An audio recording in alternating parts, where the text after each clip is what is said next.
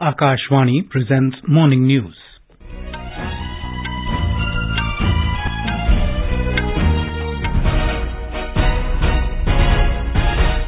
Good morning, I'm Sunil Verma. The headlines. Prime Minister Narendra Modi says infrastructure push in Rajasthan to benefit small businessmen and small-scale industries. Ministry of Railways announces reduction in fares of AC chair car, executive classes of all trains, including Vande Bharat, by up to 25%. Met Department issues red alert for extremely heavy rainfall in several districts of Himachal Pradesh today. Lakshya Sen beats Kenta Nishimoto of Japan 21-17, 21-14 to enter final of Canada Open Badminton. In women's cricket, India to play Bangladesh in first T20 International of three-match series at Shere Bangla National Stadium in Dhaka today.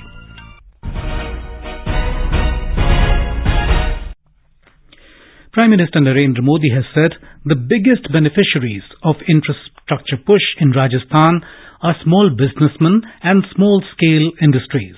Mr. Modi was addressing a public rally near Bikaner after dedicating and laying the foundation stone of rail, road and energy development projects worth over 24,300 crore rupees last evening. Mr. Modi called for formation of a double-engine government in Rajasthan in the upcoming assembly elections for growth and development. जिन प्रदेशों ने लगातार फिर सरकारों को चुना है, double engine सरकारों को चुना है, वहां प्रदेश भी तेजी से विकास कर रहे हैं. The Prime Minister cornered the Gehlot government over the issues of corruption, paper leaks, crimes against women and factionalism within the party and government. Commenting on the tussle between Chief Minister Ashok Gehlot and his former deputy Sachin Pilot, without naming them, the Prime Minister said that ever since the Congress government came to power in Rajasthan, everyone is pulling each other's legs. He said resentment among people against the Congress government has risen. He said while the government is busy in an internal tussle, the Chief Minister is trying to save the future of his son. Rajasthan में मौसम का पारा ही नहीं चढ़ा है, बल्कि कांग्रेस सरकार के खिलाफ जनता का पारा भी चढ़ चुका है. और जब जनता का पारा चढ़ता है तो सत्ता की गर्मी उतरते और सत्ता बदलते भी वक्त नहीं लगता. The Ministry of Railways has announced that fares of AC chair car, executive classes of all trains, including Vande Bharat, will be reduced by up to 25%. It said the decision is part of a discounted fare scheme in trains that saw below 50% occupancy during the last 30 days. With a view to optimize accommodation in trains, the ministry said it has decided to delegate powers to zonal railways to introduce discounted fare scheme in trains with AC sitting accommodation. This scheme shall be applicable in AC chair car and executive classes of all trains having AC sitting accommodation including Anubhuti and Vista Dome coaches. The element of discount shall be up to maximum 25% on the basic fare. Other charges like reservation charge, superfast surcharge, GST, etc. as applicable shall be levied separately. The discount may be provided in any or all the classes on the basis of occupancy. The ministry said the discount shall be implemented with immediate effect. In Himachal Pradesh, the Weather Department has issued a red alert for isolated spells of extremely heavy rainfall in the districts of Chamba, Kangra, Kullu, Mandi, Una, Hamirpur and Bilaspur for today. It also warned of localized flooding and landslides. The department added that isolated spells of very heavy rainfall are likely in district Shimla, Sirmaur and Solan, while there could be isolated spells of heavy rain in Lahaul and Spiti. More from our correspondent. In Solan district at Dochi in Kasoli constituency, 3 under-construction buildings were damaged due to a landslide, while heavy rains have resulted in waterlogging in the heritage market of the tourist town Kasoli. The administration has appealed to the people to take precautions while travelling. The Kullu district administration has issued an advisory regarding the Shrikhand Mahadev Yatra due to incessant rains. In Lahore Spiti district, the Tandi Sansari drain road has been closed due to floods in the mud-grand rain, due to which the road connectivity of many villages has been cut off. Ritesh Kapoor, Akashvani News, Shimla. In Jammu and Kashmir, Divisional Commissioner Jammu, Ramesh Kumar, chaired a meeting of concerned deputy commissioners to review the arrangements in view of Amarnath Yatra suspension due to bad weather conditions. He inquired about the number of yatris accommodated in 5 districts of the Jammu division, including Kathua, Samba, Jammu, Ramban and Udhampur. Mr. Kumar directed the concerned DCs to increase accommodation capacity in their respective districts and ensure uninterrupted water and power supply to the lodgement centres. The DCs were told to visit lodgement centres to oversee the provision of facilities to avoid any inconvenience to the pilgrims. The Divisional Commissioner also reviewed the status of the National Highway at Ramban and instructed DC Ramban and Project Director NHAI to mobilize adequate men and machinery to clear the road and maintain the traffic worthiness of the old road. Meanwhile, the Directorate of Tourism Jammu flagged off a special bus service titled Jammu Darshan for the benefit of Amarnath Yatris staying in the Yatri Niwas, Bhagwati Nagar, Jammu yesterday. Our Jammu correspondent reports that this special endeavour has been made for Yatris staying at the Jammu base camp and to promote the tourist spots of the Jammu region amongst incoming Yatris and tourists. Director of Tourism Jammu, Vivekanand Rai, said the bus service shall be a regular feature for the benefit of the Yatris, especially during the suspension of Yatra, so that they can enjoy locales of Jammu city and its vicinity during day trips. The 3rd Culture Working Group meeting under India's G20 presidency will begin in Hampi near the World Heritage Site in Karnataka today. The delegates from G20 member countries, guest countries and international organizations will be part of the deliberations from today to the 12th of this month. India has set 4 priorities for the working group to protect cultural properties, harness living heritage, promote cultural and creative industries, and leverage technologies for the protection and promotion of culture. During the deliberations, the delegates from the participating countries and international organizations like UNESCO will share their expertise and best practices to firmly position culture as an engine for propelling inclusive, sustainable, socio-economic recovery and development. Union Minister for Culture G. Kishan Reddy, Ministers of State for Culture Arjun Ram Meghwal and Meenakshi Lekhi will be guests during the inaugural event tomorrow. This is Akashvani giving you the news. For quick news updates round the clock, follow us on our Twitter handle at AIR News Alerts. Rashtrapati Bhavan will host a 2-day Visitors Conference 2023 tomorrow.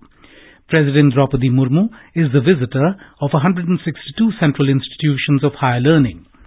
The conference will begin with the inaugural address of the President tomorrow. Ms. Murmu will present the Visitors Award 2021 in the categories of Innovation, Research and Technology Development. Education Minister Dharmendra Pradhan will also address the conference. On Tuesday, the conference will deliberate on the theme Education for Sustainable Development, Building a Better World. 5 different groups will brainstorm on sub-themes such as contributions to the realization of NEP 2020, internationalization efforts, and G20, research contributions and recognitions, diversity, equality, inclusivity and wellness, plans and action items for Amrit Kal. In the concluding session, outcome of deliberations will be presented before the President. President Draupadi Murmu will address the concluding session. Election Commissioner Dr. Anup Chandra Pandey is leading a 3-member delegation to Uzbekistan to observe the conduct of early presidential elections to be held today. 4 candidates, including the incumbent president, are in the fray.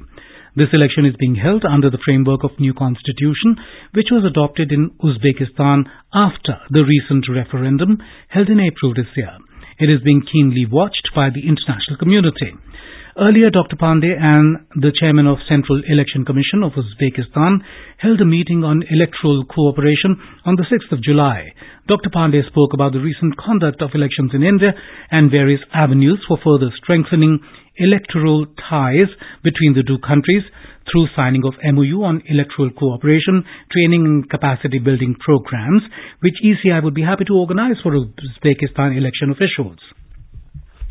Raksha Mantri Rajnath Singh will be on a 2-day official visit to Malaysia beginning tomorrow with focus on further consolidating bilateral defence cooperation and enhanced strategic partnership. He will hold bilateral talks with Malaysian counterpart Dato Seri Mohammed Hassan, during which both the ministers will review defence cooperation between the two countries and explore new initiatives to further strengthen the engagements. The two sides will also exchange views on regional and global issues of shared interest. Mr. Singh will also call on the Prime Minister of Malaysia, Dato Seri Anwar bin Ibrahim, during the visit. Indian shuttler Lakshya Sen today sailed into the men's singles final of Canada Open Badminton tournament. Lakshya defeated Japan's Kenta Nishimoto 21-17, 21-14 in the semi-final early this morning in Calgary. Commonwealth Games champion Lakshya reached his first BWF World Tour final almost after a year.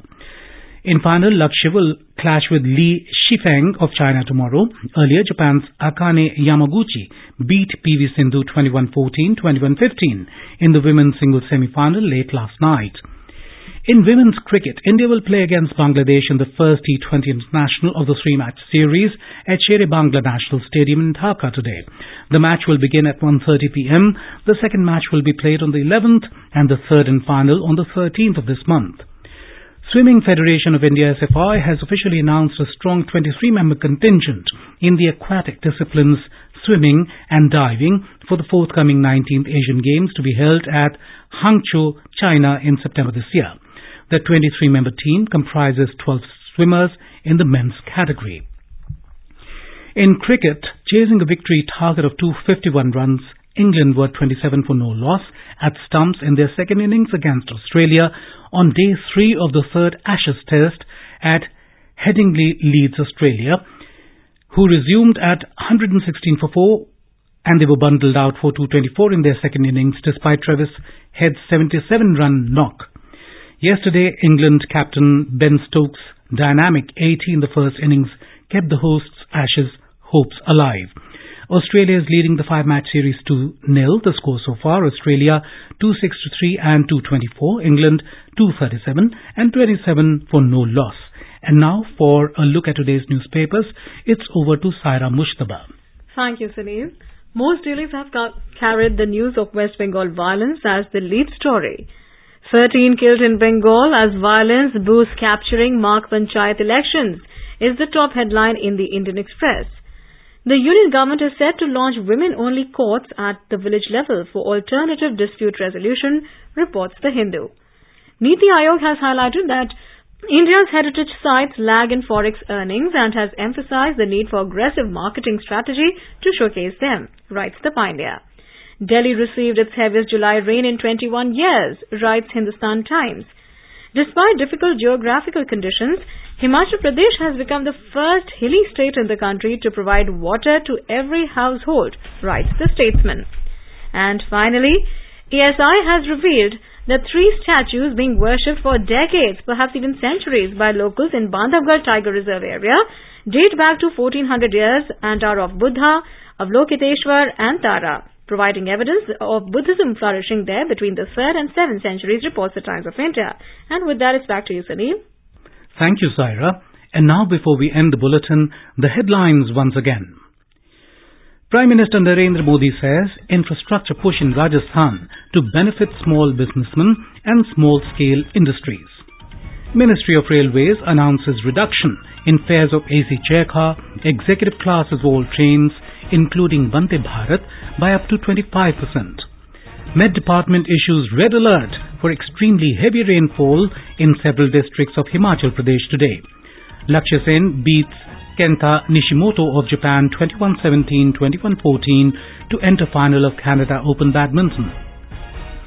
And in women's cricket, India to play Bangladesh in first T20 International of 3-match series at Shere Bangla National Stadium in Dhaka today. And with that, we end the morning news. Have a nice day.